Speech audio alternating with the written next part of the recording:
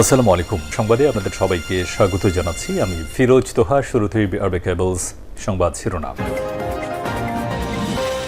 বাংলাদেশের সর্বশেষ গুরুত্বপূর্ণ আপডেট সংবাদে আপনাকে স্বাগত। শুরুতেই সংবাদ শিরোনাম, পরে বিস্তারিত।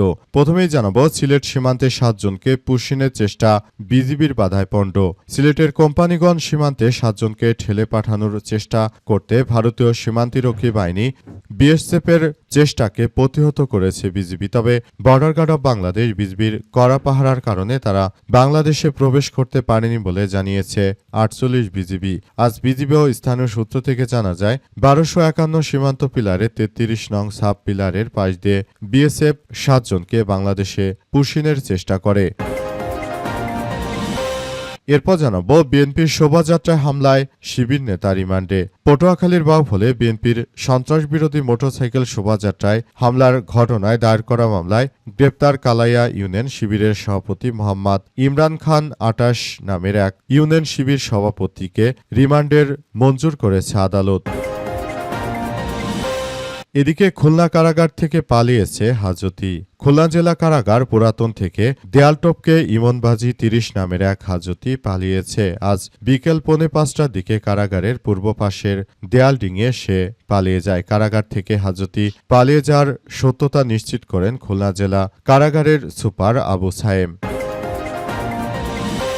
জানাবো, খুলনায় স্বস্তির বৃষ্টিতে সড়কে হাঁটু পানি। রাতভর টানা বৃষ্টিতে কয়েকদিনের ভ্যাপসা গরম ও বৈরী আবহাওয়া থেকে স্বস্তি ফিরেছে খুলনাবাসীর জনজীবনে। তবে টানা বৃষ্টিতে নগরীর বিভিন্ন নিচু এলাকায় জলবদ্ধতার সৃষ্টি হয় কর্মজীবী মানুষ ও যানবাহন চালকদের চরম ভোগান্তি পোহাতে হয়েছে। এবং সর্বশেষ জানাবো, রাতের মধ্যে ১৯ অঞ্চলে বজ্রঝড়ের আশঙ্কা, নদীবন্দরে সতর্ক সংকেত। দেশের ১৯ অঞ্চলে রাতের মধ্যে বজ্রসহ ঝড়ো হওয়ার পূর্বাভাস দিয়েছে বাংলাদেশ আবহাওয়া অধিদপ্তর। সম্ভাব্য ঝড়ের কারণে সংশ্লিষ্ট এলাকার নদীবন্দরগুলোকে ১ নম্বর সতর্ক সংকেত দেখাতে বলা হয়েছে। প্রিয় দর্শক, এতক্ষণ শুনছিলেন সংবাদ শিরোনাম, এবারে বিস্তারিত। তবে তার আগে বন্ধুরা, অনুরোধ থাকবে এই সংবাদটিতে একটি লাইক দিন। এই চ্যানেলে আপনি নতুন হয়ে থাকলে আমাদের সংবাদটি দেখতে দেখতে চ্যানেলটি সাবস্ক্রাইব করে রাখুন। কমেন্ট করে বন্ধুরা আপনার মূল্যবান মতামত জানিয়ে দিন আপনি বিশ্বের কোন দেশ থেকে বা বাংলাদেশের কোন স্থান থেকে আমাদের সংবাদটি দেখছেন এবং শুনছেন। আর বন্ধুরা, সংবাদটি আপনার সোশ্যাল মিডিয়া ফেসবুকে শেয়ার করে বন্ধুদেরও দেখার সুযোগ করে দিন। গাজা যুদ্ধে আপনি যদি নিরীহ ফিলিস্তিনিদের ভালোবেসে থাকেন বন্ধুরা, কমেন্টে ইয়েস লিখে পুরো বিশ্বকে আমাদের এই তাজা আপডেটটি দেখার সুযোগ করে দিন। এবারে বিস্তারিত। সিলেট সীমান্তে ৭ জনকে পুশিনের চেষ্টা, বিজিবির বাধায় পণ্ড। সিলেটের কোম্পানিগঞ্জ সীমান্তে ৭ জনকে ঠেলে পাঠানোর চেষ্টা করতে ভারতীয় সীমান্তরক্ষী বাহিনী বিএসএফ, তবে বর্ডার গার্ড অব বাংলাদেশ বিজিবির কড়া পাহারার কারণে তারা বাংলাদেশে প্রবেশ করতে পারেনি বলে জানিয়েছে ৪৮ বিজিবি।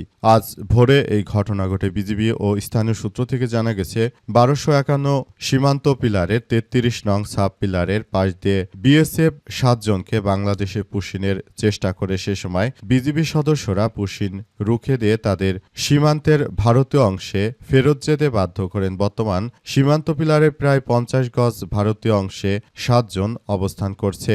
সিলেট ৪৮ বিজিবি ব্যাটালিয়নের অধিনায়ক নাজমুল হক জানান যে, কালাইরাগ সীমান্তে শূন্য রেখা থেকে ২০ থেকে ২৫ গজ ভেতরে বাংলাদেশের দিকে ৭ জনকে এনে পুশিনের চেষ্টা করা হয়েছিল। বিজিবির সদস্যরা তা প্রতিহত করেছে। এই ঘটনায় বিজিবির পক্ষ থেকে বিএসএফের পতাকা বৈঠকের আহ্বান জানানো হয়েছে। বৈঠকে বিষয়টি নিয়ে আলোচনা করা হয়। বর্তমান সময়ে ভারতের হিন্দুত্ববাদীরা তারা বাংলাদেশের অভ্যন্তরে প্রতিনিয়ত সাধারণ মানুষকে ঠেলে দেওয়ার বিভিন্ন অপচেষ্টা চালাচ্ছে। এই ঘটনার মধ্য দিয়ে আসলে নতুন করে এক ভয়াবহ বিপর্যয়কর পরিস্থিতির সৃষ্টি হয়েছে। এই পরিস্থিতি মোকাবেলা করার জন্য সবাইকে এখনই খুবই ধৈর্যশীল হয়ে তারপর পুরো পরিস্থিতি মোকাবেলার চেষ্টা করা হচ্ছে। বিএনপির শোভাযাত্রায় হামলায় শিবির নেতা রিমান্ডে। পটুয়াখালীর বাউফলে বিএনপির সন্ত্রাসবিরোধী মোটরসাইকেল শোভাযাত্রায় হামলার ঘটনায় দায়ের করা মামলায় গ্রেপ্তার কালায়া ইউনিয়ন শিবির সভাপতি মোহাম্মদ ইমরান খান ২৮ একদিনের রিমান্ড মঞ্জুর করেছে আদালত। আজ পটুয়াখালী চিফ জুডিশিয়াল ম্যাজিস্ট্রেট আদালতের অতিরিক্ত চিফ জুডিশিয়াল ম্যাজিস্ট্রেট নওরিন করিম শুনানি শেষে আদেশ দেন। মামলার তদন্ত কর্মকর্তা বাউফল থানার এসআই মোহাম্মদ মফিজুল ইসলাম বলেন যে গ্রেপ্তার আসামিকে জিজ্ঞাসাবাদের জন্য ৩ দিনের রিমান্ডের আবেদন করা হয়েছিল। আদালত শুনানি শেষে একদিনের রিমান্ড মঞ্জুর করেছে।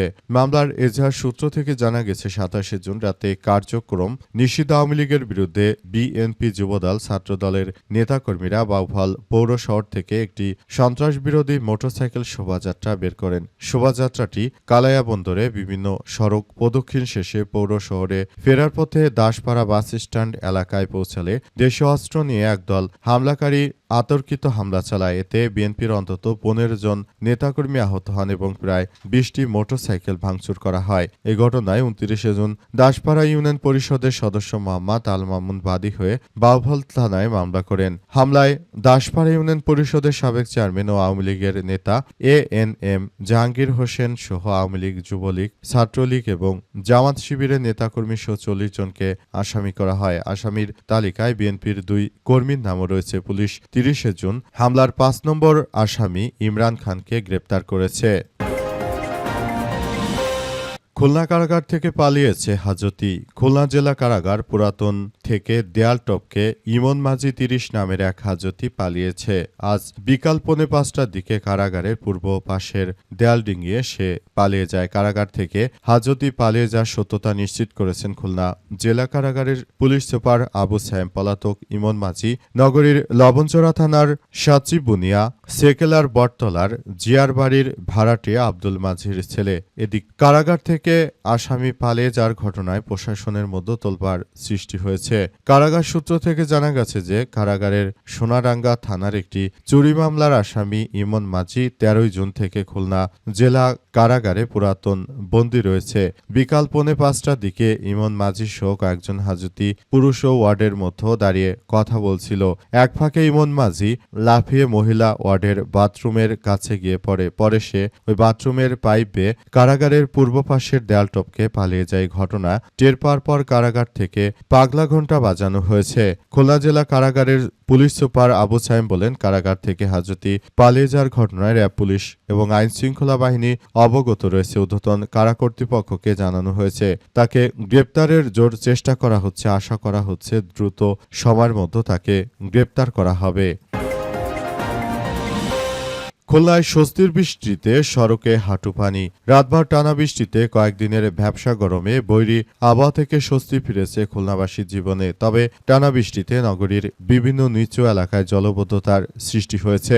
কর্মজীবী মানুষ এবং যানবাহনে চরম ভোগান্তি পোহাতে হয়েছে। খুলনা আবহাওয়া অফিস সূত্র থেকে জানা গেছে, গত ২৪ ঘন্টায় নগরীতে ৭৮ মিলিমিটার বৃষ্টিপাত রেকর্ড করা হয়েছে। মৌসুমী বায়ু সক্রিয় থাকায় আগামী ৪৮ ঘন্টায় আরও বৃষ্টির সম্ভাবনা রয়েছে। দেশের বিভিন্ন স্থানে ৪ থেকে ৫ দিনে টানা বর্ষণ হলেও বুধবার দিবাগত রাত থেকে খুলনায় বৃষ্টি শুরু হয়। বৃহস্পতিবার সকাল থেকে বিকেল পর্যন্ত নগরীর বিভিন্ন এলাকায় সড়কে বৃষ্টির পানি জমে থাকতে দেখা গেছে। বিশেষ করে নতুন ড্রেন তৈরি করা হলেও নগরীর বয়রাবাজার মোড় থেকে খুলনা বিশেষায়িত হাসপাতালের নেভি স্কুল পর্যন্ত হাঁটু পানিতে তলে থাকতে দেখা গেছে। তে অফিসগামী ও কর্মজীবী মানুষ, শিক্ষার্থী, রিকশা, ইজিবাইক চালকদের চলাচল বিঘ্ন হয়েছে। নগরীর বয়রা এলাকার ইজি বাইক চালক আব্দুল হাদিস বলেছেন যে পেটের দায়ে সারাত বৃষ্টির পরও রাস্তায় নামতে হয়েছে। বিভিন্ন সড়কে পানি জমে থাকায় ঝুঁকি নিয়ে ইজি বাইক চালাতে হয়েছে। ব্যাটারিতে পানি ঢুকে গেলে গাড়ি নষ্ট হয়ে যাওয়ার সম্ভাবনা থাকে। তারপরও আমরা গাড়ি নিয়ে রাস্তায় বের হয়েছি, কারণ পেটের জন্য আমাদেরকে রাস্তায় নামতে হয়েছে বলে জানিয়েছেন তারা আরও জানায় যে আমরা মূলত বৃষ্টিতে খুবই স্বস্তির নিঃশ্বাস আমরা আশা করি। আমরা মূলত বলতে চাই যে সবাইকে এখনই স্বস্তির বৃষ্টি সম্পর্কে আমাদের আরও অনেকটা প্রকাশিতভাবে কাজ করতে হবে।